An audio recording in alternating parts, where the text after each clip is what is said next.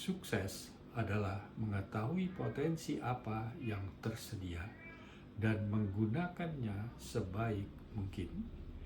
Bayangkan kebesaran yang dapat dimiliki jika kita dapat mengeksplorasi dan menemukan potensi yang kita miliki secara penuh. Pekerjaan adalah alat atau sarana untuk mencapai tujuan, memenuhi kebutuhan hidup, berkarya, menjadi profesional untuk mencapai target pribadi, memberikan kontribusi bagi lingkungan. Karir adalah totalitas kehidupan profesional, dan karir dikendalikan oleh passion. Karir adalah untuk dapat mencapai kebahagiaan dan pencapaian target. Passion adalah kesenangan, berarti, emosi, panca indera, kepercayaan, perasaan. Potensi diri dipengaruhi oleh kepribadian dan kecerdasan.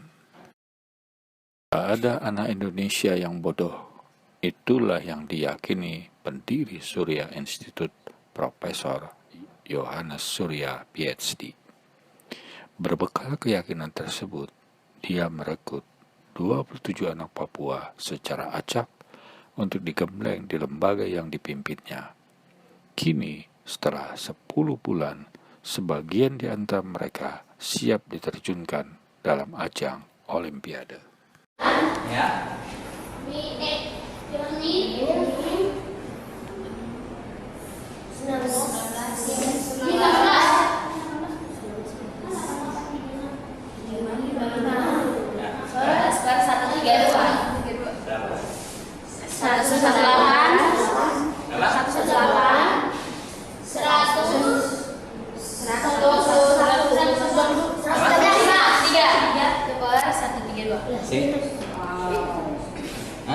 Tanya dia kenapa gitu.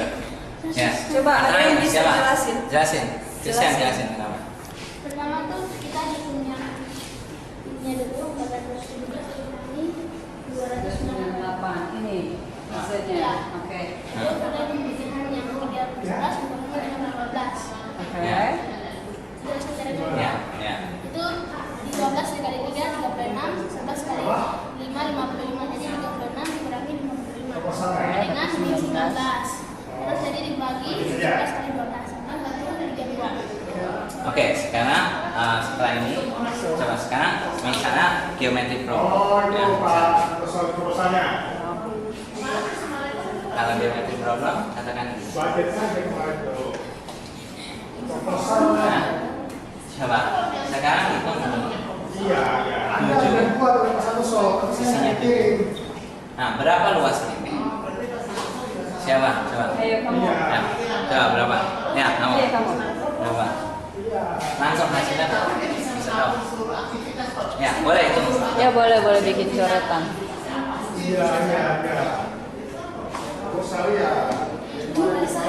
Jangan kasih tahu yang lain biar ya. Langsung aja. Ya.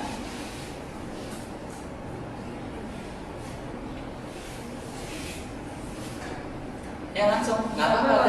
Jangan ragu-ragu. Oke. Nah udah. Ya berapa? Oke. Nah, tanya dari mana? Jelasin. Dari mana? Ini 49. Dari mana? Zona itu luas sebelumnya. Oke. Ini luas sebelumnya dikurangi ini luas ini namanya Ya. seperempat lingkaran. Oke. Seperempat lingkaran di mana? Seperempat lingkaran itu seperempat. Ya. Pi-nya saya ambil 22/7 Ya. dikali yang kuadratnya 7 kali 7 dicoret 12 jadi 7/2. Nah, Jadi dikali nanti ini ya sama ketemunya ini jadi nanti jadi 98/2 Dikurangi 71/2. Hebat. Wah, hebat sekali. Wah, kamu tahu dari mana ini? Sudah belajar ini? sudah. Jari-jari 22/7 ya? Oh, wow. Ya, sudah. Ini yang. Nah sekarang kalau misalnya bicara tentang misalnya dulunya.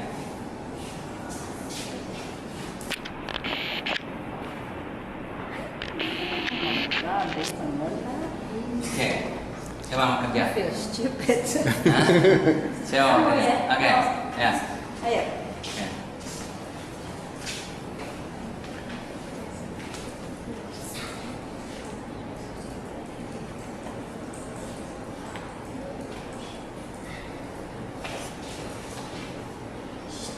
Mau kasih rumus ya? Apa? Dikasih Diurai? rumus. Nah, diurai. Difaktorin. Oh, difaktorin. Kan itu pangkat Oh, iya, iya. Difaktorin. Nah.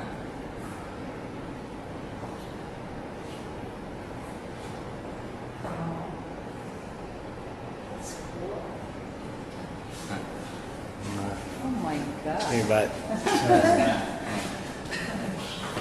Ini kamu berapa? Oh my god, they're all like elementary students. Hebat. Ini berapa? Harus Berapa? Satu. Berapa? Satu. Yours? Berapa? satu juga. Satu. Nah, Saya harus jelaskan. ya. Prestasi siswa-siswi Indonesia di ajang Olimpiade Sains Internasional terus bermunculan. Prestasi mengharumkan itu dibidani oleh seorang guru yang rela meninggalkan pekerjaan mapannya di Amerika Serikat. Ia memilih menjadi guru bagi anak-anak dari berbagai pelosok di tanah air. Kami hadirkan profil Yohanes Surya, pencetak pelajar berprestasi internasional sebagai salah satu kandidat peraih Liputan 6 Awards 2011.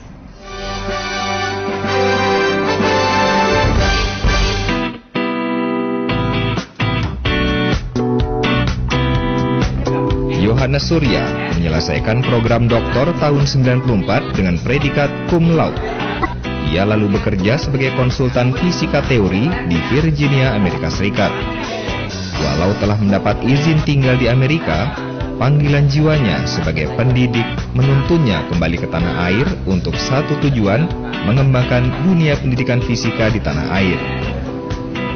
Tapi perjalanan rupanya tidak mudah.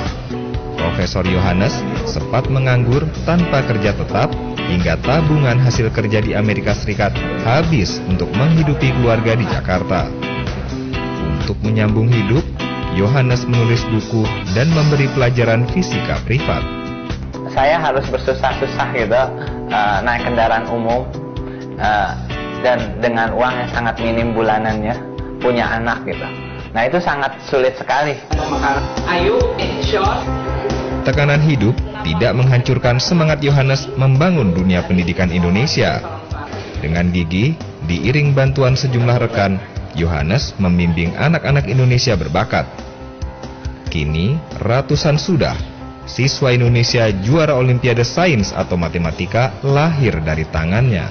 Kalau memang saya bisa nanganin anak yang paling bodoh dari gunung di Papua gitu, maka harusnya nggak ada lagi kesulitan menghadapi daerah-daerah lain. Dan saya bawa anak-anaknya ke sini, ternyata mereka itu luar biasa hebat gitu. Bukan hanya pelajar dan mahasiswa, kini para ibu rumah tangga pun gemar mengikuti metode matematika ala Yohanes yang gampang, asik, dan menyenangkan. Kami membuat satu gerakan namanya Gerakan Ibu Pandai Matematika. Nah, kemudian ibu-ibunya akan mengajarkan kepada anak-anak bagaimana belajar matematik yang gampang, asik, menyenangkan ini. Sejak 2009, Yohanes Surya menggandeng pemerintah daerah mengajar anak-anak di daerah terpencil. Di sini kok nggak perlu mikir rumusnya, cara gampang yang diturunkan sama Pak Prof. Sekarang saya sangat suka sekali dengan matematika. Kenapa? Karena banyak sekali cara-cara perkalian yang dua dikit dari belakang juga ada. Kegigihan dan kesungguhan Yohanes terus membuahkan hasil. Gedung Surya Research and Education Center dibangun di kawasan Bumi Serpong, Tangerang. Ini akan jadi pusat penelitian serta pelatihan bagi siswa berbakat matematika dan fisika, juga pelatihan bagi guru-guru kawasan pedalaman.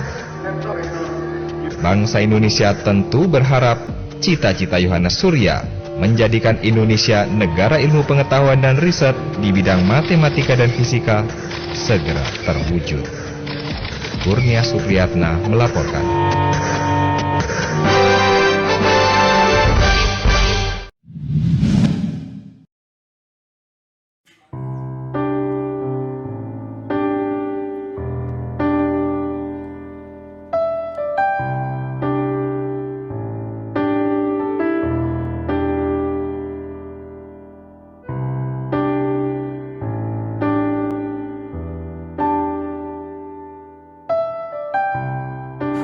Nilai semesterku anjlok, dan teman-temanku bilang kalau aku orang yang pemalu.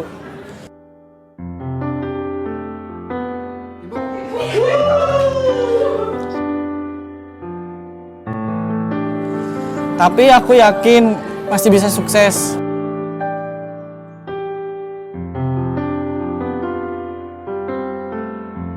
Karena dalam diriku masih memiliki potensi yang lain.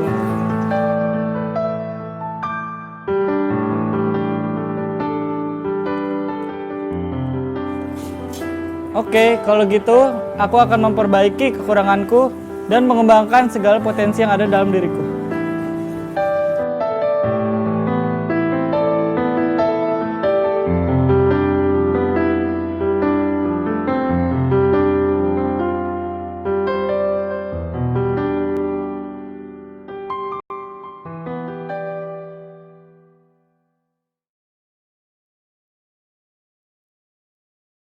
Ini saya bahas 4 slide hari ini. Jadi kita bedah, bukan cuma ini aja. Ya, kita akan bedah lebih dalam. Kuadran kiri itu kuadran E dan S. Kuadran kanan, kuadran B dan I. Kuadran kiri adalah orang yang dominan otak kiri. Kuadran kanan adalah orang yang dominan otak kanan. Mari kita cek Anda dominan otak kiri atau kanan. Kalau orang yang otak kiri, berpikirannya gimana saya mencari pekerjaan. Ini Pak Fahmi nggak boleh ikut. Bahaya, nanti jadi penonton kedua ini. Saya kalau bedah-bedahan ini bahaya ini. Jangan ada karyawan. Kalau setelah dengar ini, ya, karyawan pasti mau jadi pengusaha. Bahaya. You have a job. Anda punya pekerjaan. Ya, Pak Fahmi moga-moga kembali ke jalan yang benar. Kami masih butuh Pak Fahmi. Yang kedua, kuadran S. You own a job. Anda memiliki pekerjaan. Tapi orang yang di kuadran kiri, mereka bekerja hanya untuk mencari uang. Tetapi orang yang di kuadran kanan, mereka bekerja berorientasinya bukan untuk mencari gaji, tapi mereka orientasinya membangun aset. Di mana aset itu yang menghasilkan gaji untuk mereka. Jelas ya Bapak Ibu?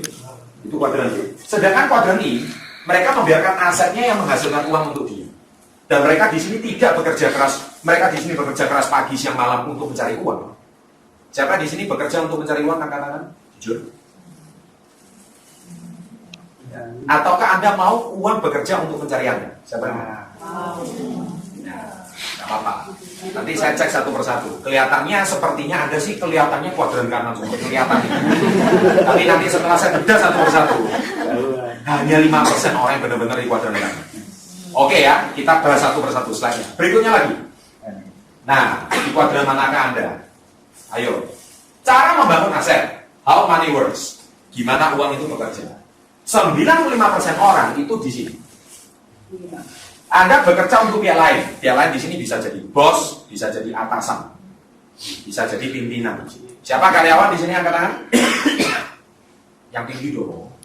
Karyawan. Calon karyawan, maksudnya mahasiswa. Calon karyawan, calon karyawan ya. Oke, baik ya. Nah, karyawan dan pegawai itu yang di sini. Oke. Nah, sedangkan yang di self-employed, Anda bekerja untuk pekerjaan. Jadi maksudnya Anda punya salon, Anda punya restoran, itu Anda di kuadran kiri juga. Atau Anda jadi profesional. Profesional di sini Anda sebagai dokter, artis. Anda kira orang-orang yang setiap hari, makanya saya kadang heran ya orang Indonesia itu. Cita-citanya apa? Artis. Padahal artis itu kuadran kiri.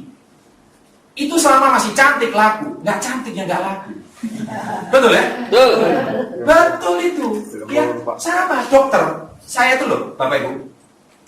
Barusan ketemu satu dokter kandungan yang paling laris, membantu anak kedua saya lahir. Waduh, saya hitung ya, satu hari itu pasiennya bisa 60 orang. Satu pasien 400.000. Berarti dia terima net income omset itu 32 juta hanya untuk terima jasa konsultasi. Penghasilan per hari. Dipotong tetek bengek biaya, satu hari dia bisa terima income bersih itu 15 juta. Kalau dia praktek 30 hari, dia bisa penghasilan 450 juta per bulan. Kalau praktek 30 hari. Tapi setahu saya enggak. Kalau 30 hari praktek terus, 40 pasien per hari. Sama seperti Anda presentasi 40 orang per hari tanpa libur. Wah, 40 orang per hari tanpa libur. Loh iya, 40 orang per hari tanpa libur. Nah ini, di sini. Pengacara. Pak, saya mungkin mau coba, tapi prospeknya 40 orang itu yang nggak ada mungkin. Kalau ada sih saya mau gitu. Ini kan problem leader biasanya. Pengacara, sama. Ada kasus baru dapat uang. Dokter, ada pasien baru dapat uang. Artis, ada job baru dapat uang. Nggak ada job, ngaplu. Nah itu biasanya. Itu self-employed. Seringkali pemberitaan televisi di Indonesia itu yang di blow up artis. Yang di blow up artis. Orang terpingin jadi artis. Mendadak terkenal artis. Padahal itu kuadran kiri. Saya kok nggak pernah dengar artis itu bisa bertahan 50 tahun. Nggak pernah itu. Yang saya cuma tahu satu Indonesia, itu pun 20 tahun. Itu pun satu-satunya dari sekian ribu atau puluhan ribu artis. Yang lain nggak tahu sudah kemana. Malah banyak artis banting setir jadi pengusaha. Nah ini jangan salah. Ya. Tetapi kenapa yang di blog itu bukan pengusahanya? Kalau semua stasiun televisi Indonesia memblok pengusaha-pengusaha, saya jamin nggak ada korupsi lagi. Karena semua orang mau berpikir menjadi pengusaha. Betul? Nah, kita lihat lagi yang 5% orang. Nah, 5% orang ini bisnis owner. Di sini dia berorientasi membangun bisnis yang bekerja untuk Anda. Di mana Anda pemilik perusahaan, Anda pewaralaba dan waralaba dan waralaba pribadi, personal franchise seperti KK Indonesia. Tepuk tangan, Pak, kalau agen properti itu di mana, Pak? Di sini. Agen asuransi itu di mana, Pak? Di sini. Karena ada kasus, ada klien, baru dapat, ada polis, baru dapat uang. Betul? Kalaupun pasif income, 2 tahun. Kalau di sini seumur hidup, betul 2 tahun. Tanya aja semua agen asuransi, sama. Setelah 2 tahun, dia cari polis lagi. Kalau nggak produksi, mulai hilang. Anda jangan salah. Jelas ya? Jadi tidak bisa dikategorikan bisnis. Ya, Anda harus tahu, tidak bisa dikategorikan. Nah, yang I, investor, uang bekerja untuk Anda. Ini yang lebih ngeri. Uang yang dihasilkan dari sini diinvestasikan untuk menghasilkan uang lagi. Nah, itu ada pemegang saham, pemilik properti, pemegang reksadana, pemegang obligasi, surat-surat berharga. Ini kuadran I. Ini punya pasif income dari sini dibelikan ruko, punya pasif income di sini dibelikan kebun. Kebunnya menghasilkan pasif income lagi. Nah, ini enak ini orang di sini. Siapa yang mau? Mau dulu. Gak apa-apa. Mau dulu gitu ya, betul ya? Oke. Mari kita lagi slide ketiga, dibedah lagi nih SPI-nya lagi loh ini. Buahnya itu ini. Kuadran kiri zona keamanan. Ya. Alasan keamanan karena menurut mereka jika setiap bulan menerima penghasilan akan aman. Betul ya? Mental gajian. Ya? Pegawai. Pak, kalau nggak gajian gimana? Terus padahal kalau di PHK atau sakit, penghasilan hilang seketika. Jangan salah. Berapa banyak karyawan tiba-tiba hilang seketika. Betul ya? Nah ini Anda bekerja untuk orang lain. Di sini Anda memiliki pekerjaan. Tapi yang di Kuantan, Anda memiliki bisnis dengan sistem orang bekerja untuk Anda. Nah di sini dia memilih bukan aman, tapi memilih bebas. Freedom. Mereka memilih bebas, mereka berusaha untuk mendapatkan penghasilan seberapapun yang mereka inginkan. Dan di sini uang bekerja untuk Anda. Anda memilih kuadran mana? Kiri atau kanan? Mari kita lihat di slide berikutnya. Ada lagi, ESBI lagi. Saya bedah ini satu persatu. Nah di sini kerja, di sini bekerja demi kebutuhan. Pak, saya anak 2. Saya kerja Pak untuk supaya beli susunya anak. Ya, saya kerja Pak supaya istri saya ini ya lumayan lah Pak, gabung ngepul terus. Nah, ini kan mindsetnya orang sebelah kiri. Betul ya? Pak, saya kerja Pak ya supaya anakku ini sekolah Pak. Karena aku dulu nggak sekolah Pak. Betul ya? Ini mindsetnya orang kiri nih. Betul ya? Ayo kita yang mana? Kita yang mana? Jujur. Sebelum saya bahas slide ini, kita yang mana? Ya, nanti hati-hati ya. Terus di sini dia menukarkan tenaga dan waktu. Jadi artinya apa? Dia bekerja, dia merelakan sekian jamnya per hari, disewakan ke bosnya. Maksudnya disewakan, dia tukar waktunya. Dan bos itu tanggal 30 kasih dia gaji. Income sekian rupiah. Ye. Dia sekolah tinggi-tinggi demi untuk apa? Demi untuk digaji. Ya, saya kadang heran ya. Orang itu nilai matematikanya 9, fisikanya 9, kimianya 9. Pinter loh ya. Anda tahu pekerjaan yang cocok untuk dia tuh? Semuanya 9. Dosen, bener. Pengusaha, gak tentu. Loh banyak pengusaha kimianya 9-nya balik 6 kok. Kimianya jadi bebek 2, 9 bukan banyak. Oh yang nilainya 2 seneng. Wah sih. Belum tentu juga, belum tentu, belum masuk kategori. Masih ada banyak kriterianya itu. Artinya gini loh ya, kalau Anda itu, Indonesia ini kadang sistem pendidikannya harus perlu diperbarui. Kalau di Barat, Anda itu sejak SD, SMP, SMA, Anda itu sudah mata pelajarannya itu diklasifikasikan sesuai kelebihan Anda. Kalau Indonesia, SD, SMP, SMA, itu dipaksakan untuk menguasai semua mata pelajaran. Contoh, Anda harus menguasai seni rupa, Anda harus menguasai kesenian, Anda harus menguasai PMP, ya. Terus Anda PMP, jangan PPKN ya namanya, jangan dulu PMP. Yang tua-tua itu tahu lah pasti ya. Jangan sekarang PPKN ya kan, pendidikan moral Pancasila itu saya dulu. Terus orang harus menguasai olahraga. Nah pertanyaannya satu, apa zaman sekarang ini? Coba Anda cek, guru olahraga suruh menguasai matematika bisa? Nggak bisa. Guru matematika suruh menguasai kimia bisa nggak? Bingung. Guru kimia suruh menguasai seni rupa, lolo. Tetapi manusianya, murid-muridnya dipaksa menguasai semua. Nah ini ada yang salah. Ada yang salah. Dengan sistem pendidikan kita ada yang salah. Nah Bapak Ibu Saudara, kalau Anda nggak suka seni rupa, sukanya apa? Wirausaha. Ya sudah, wirausaha sejak kecil. Loh iya dong. Loh ngapain menguasai integral, diferensial loh? Saya ini dulu mantan guru integral. Masih ingat nggak integral diferensial? Masih ingat? Kepake nggak sih? Ya kepake. Bingung. Nah karena keprofesian itu, kelebihan itu harus disesuaikan dengan kelebihan seseorang. Wah Pak Chandra ngomong kayak gini, ini yang seneng muridnya. Kalau saya ngomong kayak gini, dosennya gigit jari. Pak Chandra ini ngomong apa ini?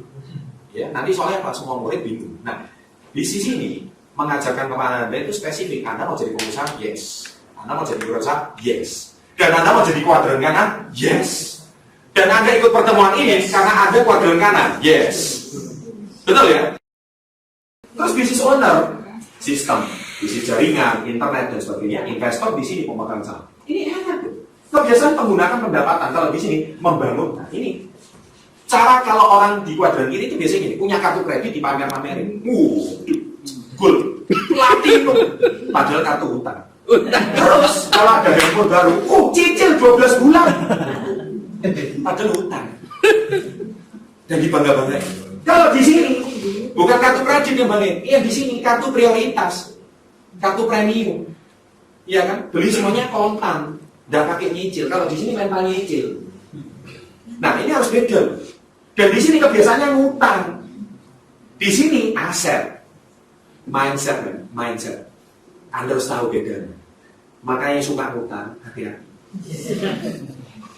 Ayo, kiri atau kanan? Kanan. Iya dong, maunya kanan gitu ya.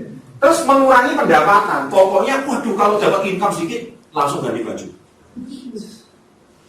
Ganti baju dipamer-pamerin. Ganti handphone. Loh, Bapak Ibu, Warren Buffett itu yang saya tahu, mobilnya tuh nggak pernah ganti 20 tahun. Padahal orang terkaya nomor 2 di dunia. Orang sukses itu tandingnya bukan tanding handphone, tandingnya aset. Betul Bapak Ibu? Betul. Iya, harus tahu. Anda kena utang. Ini penting ya, ini mindset ya. Terus kemudian, kalau di sini bangun aset, asetnya menambah pendapatan. Loh ini Anda harus tahu. Bapak Ibu hati-hati dalam kita mengelola keuangan ya, Anda harus bijak. Ya, hati-hati. Jadi jangan sampai Anda terjebak oleh rayuan kartu kredit. Diskon 50%, langsung menang gesek. Gesek itu artinya bayar men. Lu banyak diskon kita, weh, gesek aja. Waktu bayar, minimum payment. Ini bahaya ini. Bayar minimum itu kena dengan 4% tahu. Yang kaya itu Anda jadi budaknya bank. Nah, ini hati-hati. Ya, hati-hati. Punya kartu kredit bukan kebanggaan, karena itu kartu hutang. Ini mindset orang kiri. Masih ada lagi slide berikutnya loh. Terus ini. Loh, masih ada lagi nih. Banyak versi ini. Iya kan? Tapi ini terus saya beda supaya Anda tahu ya mindset Anda itu gimana. Ini renting your life. Loh. Menyewakan dan meminjamkan hidup Anda untuk atasan Anda. Dan membuka waktu untuk uang. Dan di sini ini 90% orang kekayaannya cuma 10%. Ini kuadran kiri. Ini sama. Kalau yang sebelah kanan, owning your life, Anda memiliki hidup Anda. Anda nggak dimiliki oleh siapa-siapa. Anda memimpin hidup Anda sendiri. Anda tidak bekerja untuk siapa-siapa. Dan Anda di sini membangun aset. Ya. Oke. Slide lagi berikutnya. Kalau orang kanan bebas finansial dan full prakarya. Mari kita lihat orang kiri. Mereka percaya hidup itu ngalir aja. Wis lah, nggak usah mikir yang aneh-aneh. Ngalir ala wis. Ayo jujur, yang kita diajarkan cara demikian, angkat tangan. Jujur. Hidup itu ngalir aja lah, misalnya. Ojo mikir aneh-aneh. Sudahlah, yang penting hidup itu ngalir terus. Nanti kan ya ngalir aja. Sama saya mau tanya, kalau Anda itu naik perahu, coba Anda ngalir aja di sungai. Gak usah tujuan. Gak usah tujuan. Lah, itu Anda ngalir tuh harus tahu, ngalir dialirkan kemana? Lah tapi kan bahasanya kita ikuti arus aja lah.